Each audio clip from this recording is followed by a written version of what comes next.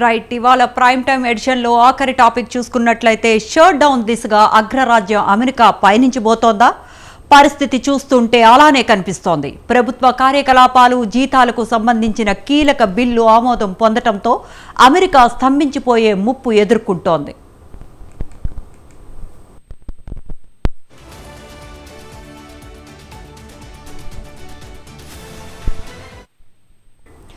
వాస్తవానికి బైడెన్ ప్రభుత్వం తీసుకువచ్చిన బిల్లును ట్రంప్ తిరస్కరించారు. ఫలితంగా ప్రతినిధులు సభ స్పీకర్ మైక్ జాన్సన్ మార్చి 14వ తేదీ వరకు ప్రభుత్వానికి నిధులు సమకూర్చేలా సరికొత్త బిల్లును ప్రవేశపెట్టారు.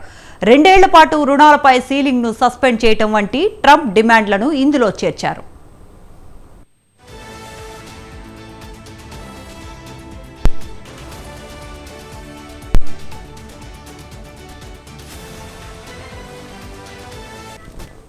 కాబోయే అధ్యక్షుడు డొనాల్డ్ ట్రంప్ సైతం బిల్లుకు మద్దతు తెలుపుతూ మిగిలిన వారు సైతం సానుకూలంగా ఓటు వేయాలని పిలుపునిచ్చారు.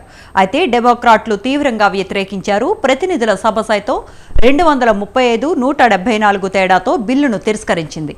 ఏకంగా 38 మంది రిపబ్లికన్ సభ్యులు డెమోక్రాట్లతో కలిసి బిల్లుకు వ్యతిరేకంగా ఓటు వేయటం ప్రాధాన్యతను సంతరించుకుంది.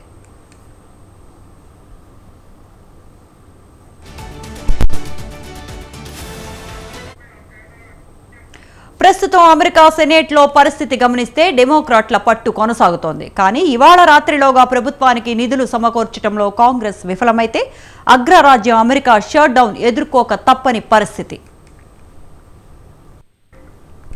ఇదే జరిగితే లక్షల మంది ఉద్యోగులపై ప్రతికూల ప్రభావం పడుతుంది. 8,75,000 పనులు నిలిచిపోయే అవకాశం కనిపిస్తోంది.